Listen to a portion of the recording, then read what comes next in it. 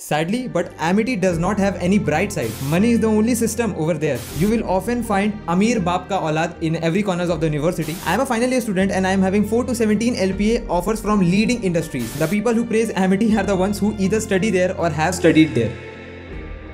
ये है Amity का सच। इंट्रो देखकर तो आप ये बात समझ ही गए होंगे कि ये वीडियो कंप्लीटली अनबायस्ड होने वाला है एंड ब्राइट साइड हो या डार्क साइड हो सब कुछ मैं आपके साथ डिस्कस करने वाला हूं। एंड अगर आप किसी भी कॉलेज में एडमिशन लेने का सोच रहे हो, कंफ्यूज हो, तो हमारे कंप्लीट एंड अनबायस्ड रिव्यूज देखने के बाद आप एक स्मार्ट डिसीजन ले पाओगे। तो यार इसी बात पे चैनल को सब्सक्राइब कर दो और टाइम पास नहीं करते हैं, डायरेक्ट हमारी वीडियो की तरफ चलते हैं। ओवरव्यू से अगर हम लोग स्टार्ट करें, इस कॉलेज को 2005 में नोएडा में स्टैब्लिश किया गया था। इस कॉलेज के कई सारे ब्रांचेस है बट मेन कैंपस है नोएडा में। एंड यार इस कैंपस को वहां पर 60 एकड़ के एरिया पे अच्छे तरीके से बनाया गया है। इंफ्रास्ट्रक्चर बढ़िया है, हाईटेक कैंपस हम लोग यहाँ पर कह सकते हैं। एंड एनआईएफ द्वारा इस कॉलेज को 25th की रैंकिंग मिलती है इन इंजीनियरिंग। एंड कॉलेज टाइप की अगर हम लोग बात करें तो ये एक प्राइवेट कॉलेज है। कनेक्टिविटीज की अगर हम लोग बात करें तो यार इस कॉलेज का location one of the best location है। इसका बेस्ट एडवांटेज कह सकते हैं कि इसका लोकेशन ही है, क्योंकि यार ये एक्चुअली में नोएडा एक्सप्रेस वे पर ही बना हुआ है। तो यहाँ पर आपको कनेक्टिविटीज का कोई भी इशूज नहीं होने वाला है। 5 किलोमीटर दूर यहाँ से मेट्रो स्टेशन है। इंटरनेशनल एयरपोर्ट ओनली 40 किलोमीटर दूर है यार इस कैंपस से। तो कनेक्टिविटीज का तो यहाँ पर कोई भी इशू नहीं आपको फेस होने वाला है। एडमिशन के लिए आपको इस कॉलेज का अपना एग्जाम एमिटी जेई एग्जाम देना पड़ता है, जिसका फॉर्म का कॉस्ट है 1100 रुपीज। मैं आपको पहले ही बता देता हूँ। ऑल्सो यहाँ पर आपके 12th के मार्क्स के बेसिस पर भी एडमिशन होता है। अगर आपको 80% से ज्यादा मार्क्स आया है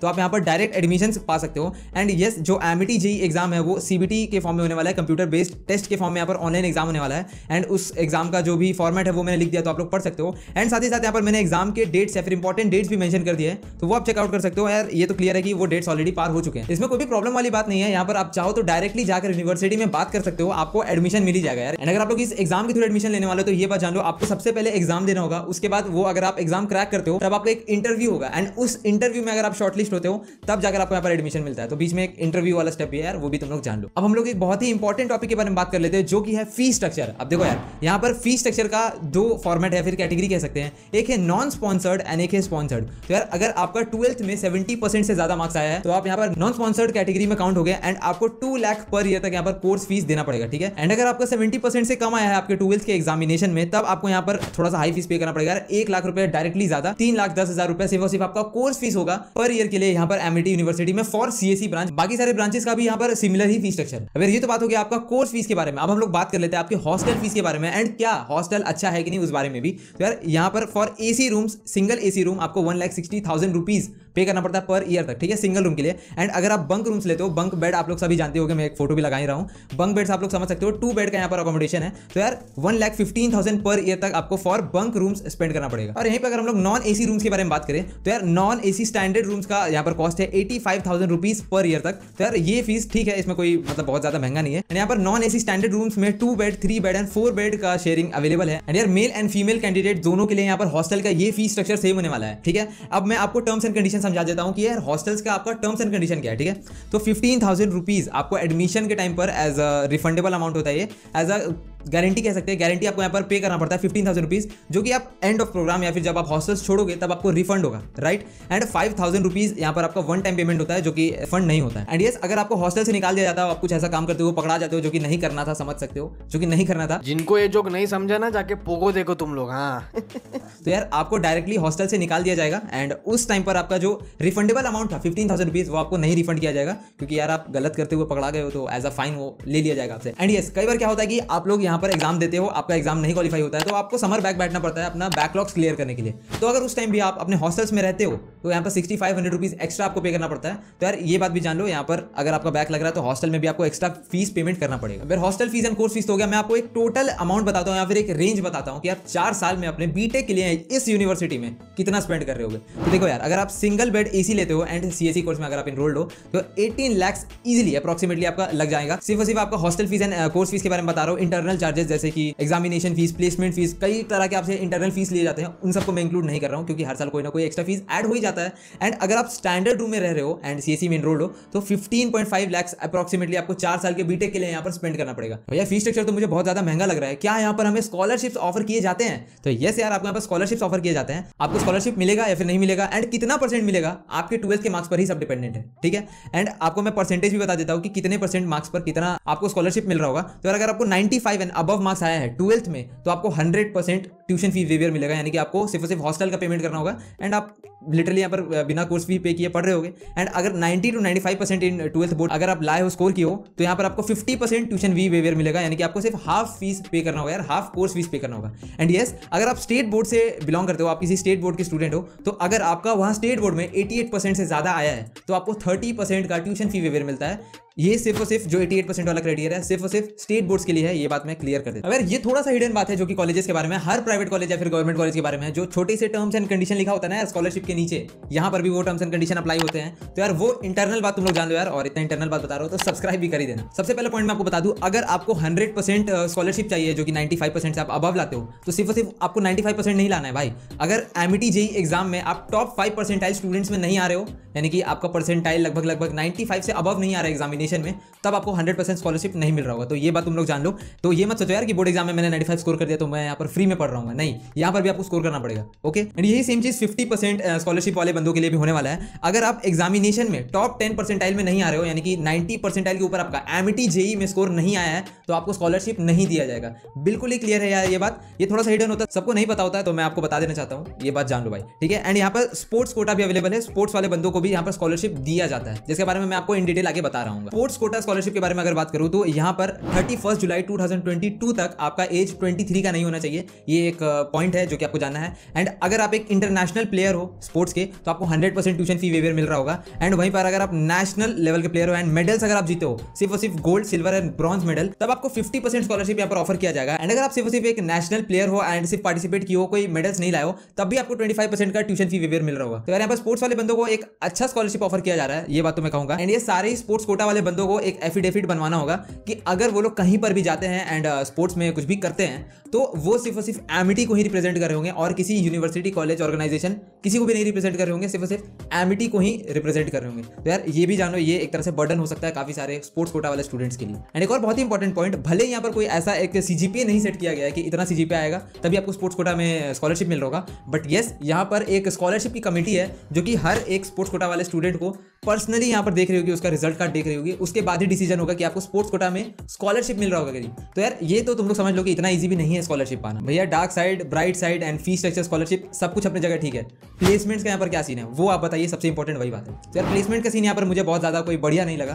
तो यहाँ पर highest package is of 50 lakhs and lowest package यहाँ पर जनरल 3.5 LPA के अराउंड होता है and average package 5 to 6 lakhs के बीच में ही रिवॉल्व कर रहा होता है। तो यार ROI तो मुझे यहाँ पर बिल्कुल भी सही नहीं लगा यार। टॉप रिक्रूटर्स यहाँ पर Amazon, Cisco, MTX, Flipkart, Airtel, Adobe and Accenture होते हैं। यस, अगर आप लोग यहाँ पर स्टडीज में अच्छे रहते हो एंड ट्राई हार्ड मारते हो, फाइट करते हो प्लेसमेंट्स के लिए, तो फॉर श्योर आपको प्लेसमेंट मिलेगा, क्योंकि यहाँ पर कॉलेज में आपको एक्सपोजर जरूर मिल रहा है। एंड प्लेसमेंट से रिलेटेड एक इंटरनल बात मैं बता दूं, हर कॉलेज का ऐसा नहीं होता, सिर्फ एमिटी के यूनिवर्सिटीज में ऐसा हो रहा है। जितने भी एमिटीज के ब्रांच है ना यार, भुवनेश्वर हो चाहे जितने भी है, ठीक है, सारे ही ब्रांचेस का प्लेसमेंट लगभग नोएडा से ही होता है। तो इतना तो तुम लोग जान लो कि नोएडा के कैंपस में भले ही स्टूडेंट इंटेक केवल 2000 स्टूडेंट्स का ही है, केवल तो नहीं है, 2000 बहुत ज्यादा होता है, बट यार यहाँ पर प्लेसमेंट्स के टाइम में बाकी सारे ब्रांचेस से भी स्टूडेंट्स आते हैं, तो यहाँ पर कॉम्पिटिशन का लेवल यार बहुत ज्यादा हाई होता है। तो इसलिए भी ये भी एक रीजन है कि यहाँ पर प्लेसमेंट्स का सीन बहुत ज्यादा बढ़िया नहीं है, क्योंकि कॉम्पिटिशन बहुत ज्यादा हाई। ये सब तो ठीक है, बट अब मैं जो इंटरनल फैक्ट्स आपके साथ शेयर करने वाला हूँ, ये मैंने लिटरली फोन करके अपने एमिटी के दोस्तों से या फिर एमिटी के स्टूडेंट से, फ्रस्ट्रेटेड स्टूडेंट से पता किया है। तो ये इंटरनल बात तुम लोग को जानना जरूरी है यहाँ पर एडमिशन लेने के पहले। सबसे पहले अच्छा बात बता देता हूँ, ठीक है,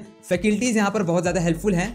अगर आप एक ब्राइट स्टूडेंट हो जो कि मतलब अच्छा स्कोर कर रहे हो, अच्छा अपने लाइफ में कर रहे हो, तो यार फैकल्टीज अगर आपसे इंप्रेस्ड है तो वो आपका बहुत ज़्यादा हेल्प आउट कर सकते हैं। फॉर एन एग्जांपल, आप किसी गवर्नमेंट एग्जाम को क्रैक करने का तैयारी कर रहे हो, तो वो लोग आपका उस केस में हेल्प जरूर करेंगे। एंड सिर्फ मतलब पढ़ाई लिखाई में नहीं यार, आपका अटेंडेंस वगैरह में भी वो लोग आपका हेल्प कर सकते हैं, राइट। ये हुआ अच्छा बात। आप कुछ नेगेटिव चीज़ें भी मैं आपको बता दूँ।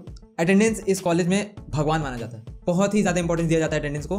मतलब अगर आप यहाँ पर अटेंडेंस नहीं कंप्लीट करते हो तो कोई सुनवाई नहीं है भाई, कोई सुनवाई नहीं है। आपको वापस से री एग्जाम देना ही पड़ेगा, आपको एडमिट कार्ड नहीं दिया जाएगा, आपको मतलब एग्जाम नहीं देने दिया जाएगा, आप कुछ भी कर लो।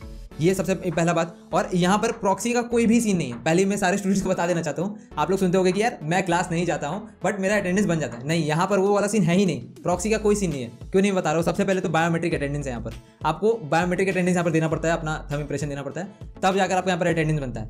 ये हुआ एक बात।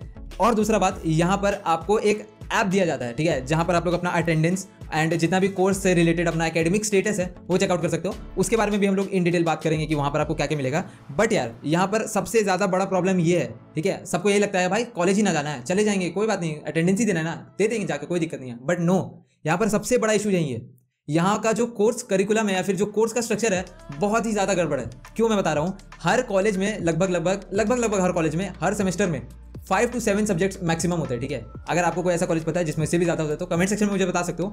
मैं ऐसा कोई कॉलेज को नहीं जानता हूँ, बट एमिटी यूनिवर्सिटी में आपको हर सेमेस्टर में 8 से लेकर 15 सब्जेक्ट पढ़ना पड़ता है। बहुत ज़्यादा होता है यार इतना सब्जेक्ट। आप लोग खुद जानते हो कि इंजीनियरिंग एक थ्योरेटिकल सब्जेक्ट नहीं, एक प्रैक्टिकल सब्जेक्ट है। और अगर आपको इतना सारा सब्जेक्ट पढ़ाया जाएगा तो आप कब सीखोगे यार प्रैक्टिकली चीज़ें करके। एंड अटेंडेंस का सीन तो मैंने आपको बता ही दिया कि कितना गड़बड़ है। एंड आपको यहाँ पर सुबह 8 बजे कॉलेज पहुंचना होता है एंड शाम में 6 बजे तक आप यहाँ कैंपस से बाहर नहीं निकल सकते हो। तो यार 8 to 6 यहाँ पर जॉब हो रहा होगा, कितना 10 घंटे के अराउंड आपको यहाँ पर लिटरली जॉब करना पड़ेगा। एंड कई बार तो ऐसा होता है कि आपको सिर्फ 5 से 10 मिनट का लंच ब्रेक दिया जाता है, सिर्फ 5 से 10 मिनट का। यहाँ वहाँ के स्टूडेंट्स ने मुझे पर्सनली ये चीज़ बताया। तो यस यार, कोर्स बहुत ही ज़्यादा यहाँ पर मतलब गड़बड़ है एंड इतना ज़्यादा प्रेशर बहुत सारे स्टूडेंट्स नहीं भी फेस कर पाते हैं और गलत जगह पहुंच जाते हैं। इसलिए यहाँ पर कहा जाता है कि ड्रग कल्चर है, बट ड्रग कल्चर यहाँ पर नहीं है। ठीक है, कॉलेज में आपको कुछ भी अवेलेबल नहीं कराया जाता है, बट जिसको करना होगा यार वो तो कहीं भी जाकर करेगा। तो ये बात तुम लोग जान लो, ड्रग कल्चर यहाँ पर नहीं है, बट क्योंकि यहाँ पर ऐसा करिकुलम है तो स्ट्रेस बहुत ज़्यादा है, बस इतना ही कहूँगा। एंड इसके ऊपर से आपको मैं फीस का थोड़ा सा प्रॉब्लम बता देता हूँ कि यहाँ पर अगर आप मान लेते एडमिशन लेते हो एंड आपको अगर अपना एडमिशन विड्रॉल करना है तब आप यहाँ पर इनकेस क्या कर सकते हो। तो अगर आप एडमिशन से 15 दिन के अंदर, अपना आज एडमिशन लिया आज से 15 दिन बाद, इस टाइम के अंदर अगर आपने अपना एडमिशन विड्रॉल एप्लीकेशन डाल दिया तो आपको जो टोटल सेमेस्टर फीस था एंड जो आपने सिक्योरिटी डिपॉजिट कराया था उसमें से मैक्सिमम अप टू 5% कटेगा एंड आपको रिफंड कर दिया जाएगा। क्लियर है। लेकिन अगर आप 16 से 30 दिन के बाद जाते हो या फिर 16 से 30 दिन के अंदर जाते हो तब आपको यहाँ पर डायरेक्ट 50% रिडक्शन मिलेगा। आपको सिर्फ आधे ही फीस को रिफंड किया जाएगा, तो आधा फीस आपका गया। और अगर आप 30 दिन के बाद जाते हो आपको कुछ भी नहीं मिलेगा, सिंपली आपका यहाँ पर नाम कट कर दिया जाएगा, आपका एडमिशन विड्रॉ तो हो जाएगा बट आपको यहाँ पर कोई भी रिफंड नहीं देखने को मिलेगा। यार 3 लाख रुपये बहुत ज़्यादा होता है, राइट। 3 लाख रुपये आपको टोटली यहाँ पर गंवाना पड़ेगा सिर्फ और सिर्फ 1 महीना पढ़ के। तो यार ये चीज़ बहुत ही ज़्यादा गड़बड़ है। हॉस्टल की कंडीशन की भी बात कर ले तो हॉस्टल का कंडीशन भी यहाँ पर बहुत बढ़िया नहीं है। अगर आप लोग हॉस्टल को छोड़ना चाहते हो, 1 से 2 दिन ही रहे हो और छोड़ना चाहते हो तो आपको 1 रुपया भी रिफंड नहीं किया जाएगा, आपको यहाँ पर जाने दिया जाएगा बट आपको यहाँ पर टोटल फीस पे करना पड़ेगा। तो ये एक बहुत ही बड़ा लॉस है। एंड यार अब मुझे लग रहा है कि मैं कुछ ज़्यादा इंटरनल फैक्ट्स आपके साथ शेयर कर रहा हूँ, मुझे थोड़ा प्रॉब्लम हो सकता है। यार आप लोग थोड़ा सपोर्ट दिखाओ, चैनल को सब्सक्राइब करके वीडियो को लाइक करो यार। और अगर आपका एमिटी में कोई दोस्त है तो उससे इस वीडियो को भेजो और उससे भी वेरीफाई कर लो कि क्या ये सही चीज़ है या नहीं है। साथ ही साथ हम लोग कुछ एडवांटेजेस एंड डिसएडवांटेजेस भी मैं आपको बता देता हूँ इस कॉलेज के। एडवांटेजेस की पहले मैं बात कर लूँ, वाईफाई नेटवर्क बढ़िया है, इंफ्रास्ट्रक्चर भी अच्छा है यार, हाईटेक कैंपस कह सकते हैं, काफी सारा यहाँ पर टेक यूज किया गया कैंपस के अंदर। सेंट्रल लाइब्रेरी यहाँ पर अवेलेबल है, ह्यूज लाइब्रेरी जो कि एयर कंडीशनड होगा ऑब्वियसली। फेस्ट यहाँ पर काफी ज्यादा अच्छा कराया जाता है यार, मतलब आए दिन यहाँ कोई ना कोई फेस्ट चल रहा होता है या फिर किसी ना किसी मूवी का प्रमोशन चल रहा होता है। बॉलीवुड स्टार्स ये सब आते ही रहते हैं इस कॉलेज में, क्योंकि यार ये नोएडा में है तो यहाँ पर ये सब चलते रहता है। कई सारे क्लब्स अवेलेबल है यहाँ पर आपके एक्स्ट्रा करिकुलर एक्टिविटीज को बूस्ट करने के लिए। एंड इस कॉलेज के स्टूडेंट्स के लिए इसका अपना खुद का एक एंड्रॉइड ऐप है जहाँ पर वो रिकॉर्डेड लेक्चर्स, अटेंडेंस का परसेंटेज, सिलेबस, क्विजेज एंड कितना फीस उनका ड्यू है, ये सारी चीजें वो लोग चेकआउट कर सकते हैं। एमिटी की जब भी बात होती है तो स्पोर्ट्स फैसिलिटीज का भी उसका जरूर बात होता है, क्योंकि स्पोर्ट्स फैसिलिटी यहाँ पर बहुत ज्यादा अच्छे हैं। एंड लगभग सारे ही क्लासरूम फुली एयर कंडीशनड है, तो आप लोग एसी का मजा जरूर उठा सकते हो। एंड कैफेटेरिया भी अवेलेबल है इस कॉलेज में। एंड यस, यहाँ तक वीडियो देखकर आप ये बात तो समझ ही गए होंगे कि ये स्टूडियस बच्चों के लिए ज्यादा होने वाला है। अब आप लोग डिसाइड करो कि ये एक प्रो है या फिर कौन है, कमेंट सेक्शन में जरूर बताओ। हम लोग एक्चुअली में आप कौन सी बारे में बात कर लेते हैं। तो RY अच्छा नहीं है यार, फीस बहुत ज्यादा हाई है एंड आपको जो प्लेसमेंट्स ऑफर किए जा रहे हैं वो बहुत ज्यादा बढ़िया नहीं है। एंड अगर कोई स्टूडेंट बीच में कोर्स छोड़ना चाहता है तो उसको फीस अपना पूरा का पूरा गंवाना पड़ेगा यार, ये भी बहुत ही गड़बड़ चीज़ है। एंड अटेंडेंस पॉलिसी बहुत ज़्यादा स्ट्रिक्ट है, तो ये भी एक बहुत ही बड़ा कौन है। एंड जैसा कि मैंने आपको इंटरनल फैक्ट्स के टाइम पर ही बताया, यहाँ का करिकुलम बहुत ही ज़्यादा गड़बड़ है यार, बहुत सारे सब्जेक्ट्स पढ़ने पड़ते हैं स्टूडेंट्स को, तो ये भी एक बहुत ही बड़ा कौन है इस कॉलेज का। एमिटी यूनिवर्सिटी का स्पोर्ट्स फैसिलिटीज को अगर हम लोग डिस्कस करें तो यार वॉलीबॉल कोर्ट यहाँ पर अवेलेबल है, बास्केटबॉल कोर्ट अवेलेबल है, फुटबॉल ग्राउंड यहाँ पर अवेलेबल है, 20 रेंज शूटिंग रेंज अवेलेबल है, हॉर्स राइडिंग अकेडमी भी है इस कॉलेज में, टेनिस कोर्ट है, मॉडर्न जिम्नाजियम है यानी कि जिम्स है, and Olympic size swimming pools है यार। तो स्पोर्ट्स फैसिलिटी में तो यहाँ पर टॉप नॉच फैसिलिटीज आपको यहाँ पर ऑफर किया जा रहा है, इसमें कोई भी डाउट नहीं है। एंड अगर इस कॉलेज के हम लोग फेस्ट की बारे में बात करें तो फेस्ट तो यहाँ पर कई सारे होते हैं, बट 3 यहाँ के मेजर फेस्ट है जो कि ऐसा बोला जाता है कि इन फेस्ट के टाइम पर कॉलेज में धमाल मच रहा होता है। पहला है संगठन जो कि एक कल्चरल फेस्ट है एंड एनुअली कंडक्ट कराया जाता है, दूसरा है यूनि फेस्ट एंड तीसरा है यूथ फेस्ट। अब यार एंड में अगर हम लोग कंक्लूजन की बात करें कि भैया क्या एमिटी यूनिवर्सिटी में सचमुच एडमिशन लेना चाहिए, क्या ये वर्थ इट है, तो मैं इतना ही कहूंगा यार, डिसीजन आपका ही है। अगर आपने ऐसे डिसाइड कर लिया है कि आपको अगले 4 साल तक केवल बीटेक की डिग्री ही चाहिए, सिर्फ बीटेक ही करना है, बीटेक की ही पढ़ाई करनी है और कुछ एक्स्ट्रा लाइफ में बहुत एक्स्ट्रा ऑर्डिनरी नहीं करना है, तब आप लोग यहाँ पर एडमिशन लेने का सोच सकते हो। मैं पर्सनली अगर होता है यहाँ पर आपकी जगह पर तो मैं यहाँ पर एडमिशन नहीं लेता यार, क्योंकि मैं पढ़ाई में बहुत ज़्यादा बढ़िया नहीं हूँ, मैं बहुत ज़्यादा स्टूडियस बच्चा नहीं हूँ एक्चुअली में, तो ये कॉलेज मेरे लिए तो नहीं बना है। बट आप अपने हिसाब से डिसाइड करो, प्रोज एंड कॉन्स तो मैंने आपको सारी बता दिया है। एंड येस, आप लोग सारे पॉइंट्स को कंसीडर करना तभी आप लोग एडमिशन लेना। एंड कोई टेंशन की बात नहीं है यार, कई सारे कॉलेजेस अवेलेबल है मार्केट में। आपको आई बटन में प्लेलिस्ट का ही लिंक डाल दे रहा हूँ, आप लोग चेक कर सकते हो। कई सारे ऑप्शन अवेलेबल है। अगर आपको यहाँ पर एडमिशन नहीं लेना है, अफोर्डेबल कॉलेज चाहिए, बेटर कॉलेज चाहिए, सब कुछ अवेलेबल है यार। आप लोग थोड़ा सा रिसर्च करो। अगर नहीं कर सकते हो तो वीडियोस देख लो, आपको सब कुछ क्लियर हो जाए। और आई होप कि आपको ये वीडियो पसंद आया होगा। बहुत सारे इंटरनल फैक्ट्स मैंने शेयर कर दिए हैं एंड प्रॉब्लम भी हो सकता है, बट यार आप लोग जो ऐसे ही सपोर्ट कर रहे हो मेरे चैनल को, सपोर्ट करो यार। चैनल को सब्सक्राइब करके वीडियो को जरूर लाइक करो। और ऐसे ही अनबैस्ड एंड अमेजिंग वीडियोस मैं आप सभी के लिए लाते ही रहने वाला हूँ, तो इसमें कोई भी डाउट नहीं है। और मिलते हैं आपसे ऐसे ही अनबैस्ड और कंप्लीट रिव्यू वाले वीडियो में। तब तक के लिए signing off Vaibhav. Thank you for watching. जय हिंद।